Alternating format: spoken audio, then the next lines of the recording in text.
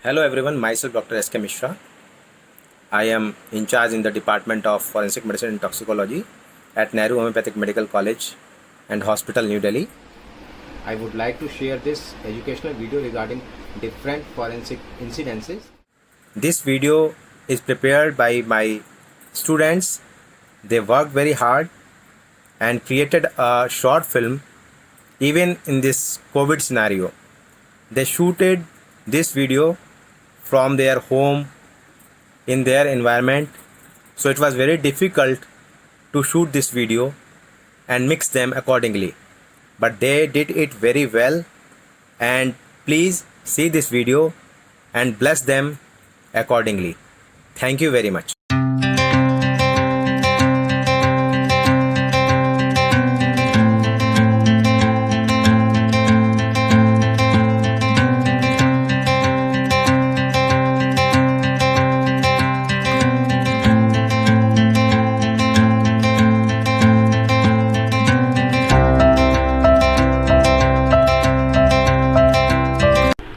Today, we the students of NHMC have got a golden opportunity to represent the most burning issue of all times, that is, dowry through our act.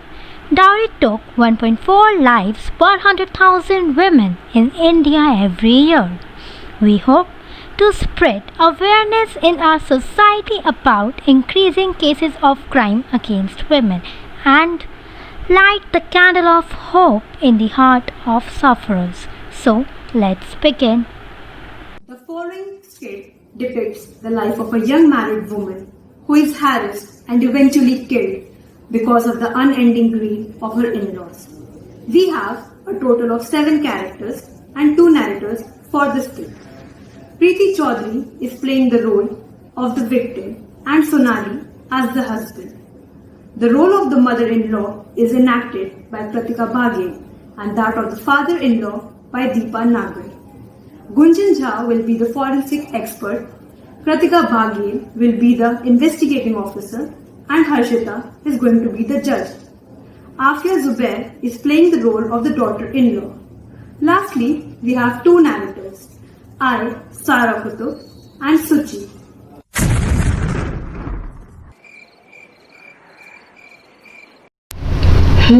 देखने से तो ये case burning का लग रहा है, but still हमें इसकी इन्वेस्टिगेशन करनी पड़ेगी.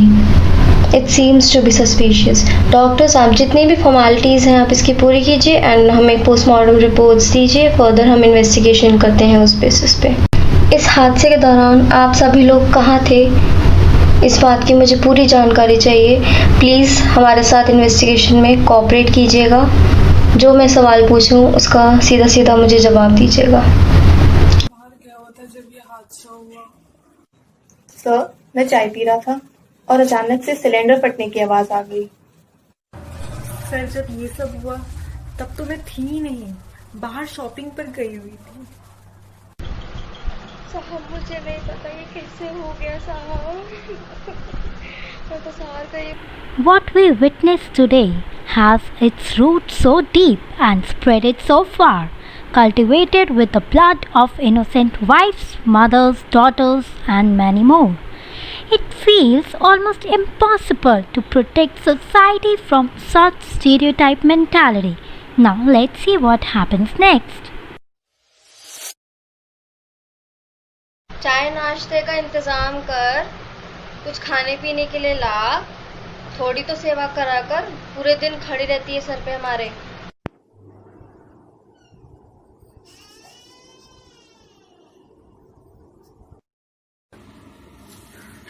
ये किसी काम की नहीं है, बस हमारी छाती पे नागिन बन के बैठी हुई है. जा चल जल्दी, चाय बना के ला, नाश्ते का इंतजाम कर, कुछ काम करा कर. अपनी शक्ल मत दिखाया कर मेरे सामने. मुझे तो बहुत चिढ़ मचने लगी है तेरे से, सही बता रही हूँ.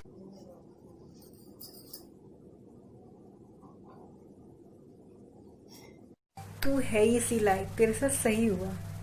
Before the happening of a crime, the victim comes across certain warnings that she tends to oversee. It is important for everyone to observe the changes in the surroundings and behavioral changes amongst people.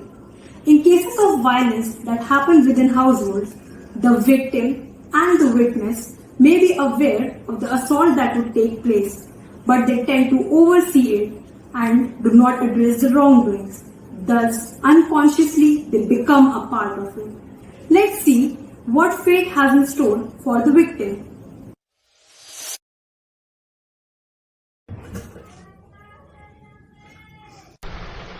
क्यों आगे शिकायत करके अपने mummy papa से हमारे क्या मिलता है तुझे ये सब करके? कौन बचाएगा तुझे हमसे? हाँ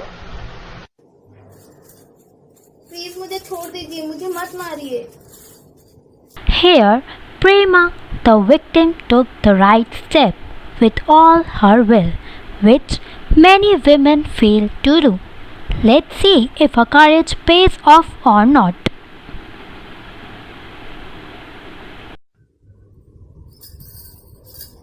हेलो माँ। हाँ बेटा बोलो। माँ मुझसे ये सब सहन नहीं होता। क्या हुआ बेटा, तुम इतनी परेशान क्यों हो? ये लोग मुझे दहेज के लिए बहुत प्रताड़ित करते हैं और बहुत मारते भी हैं, इसलिए मैं पुलिस में जाना चाहती हूँ। पुलिस में? इतना बड़ा कदम उठाने से पहले एक बार अपने घर के बारे में सोच लो। माँ आप मेरा दुख नहीं समझती। बेटा मेरी बात सुनने की कोशिश तो करो। नहीं माँ आप मेरा दुख नहीं समझ रही हैं। बेटा सुनो सुनो बेटा सुनो, मेरी बात सुनो। अब समझ में आया इसकी भोली सूरत का राज। सासू माँ को जाके बताना होगा।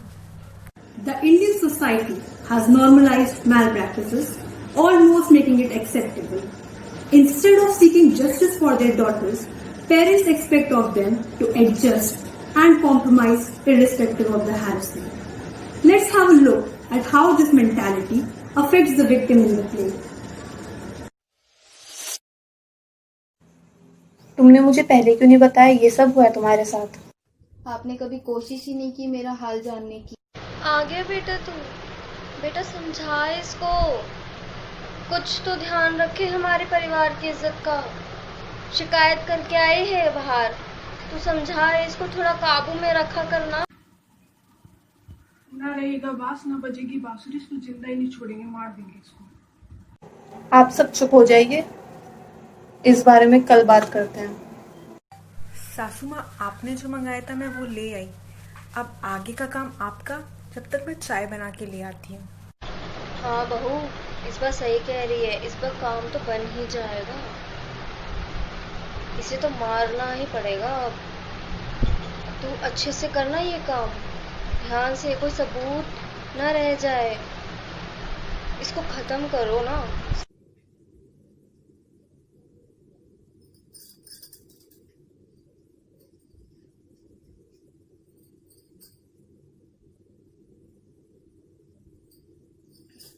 ये मुझे क्या हो रहा है? ये आपने मुझे क्या दे दिया?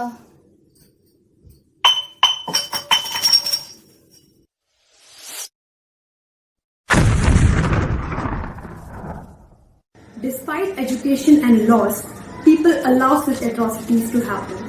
No matter how much we overlook the damage such incidents inflict upon the lives of people, we, as a developing society, have failed in saving the future of women. The stereotypes continue to exist, only changing its way but giving us the same suffering. We have to change the dynamics of such mentalities. Let's see what lesson has the family in this case learned.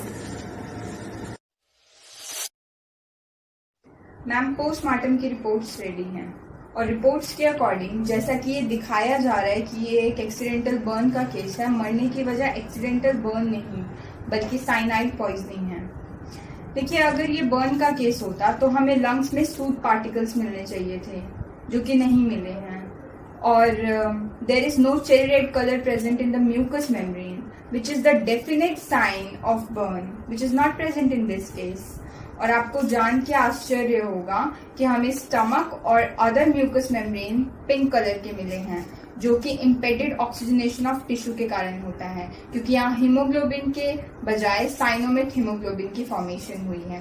और सबसे important बात यह है कि हमें इसके serous cavity और brain में से बिटर आमंड स्मेल मिला है।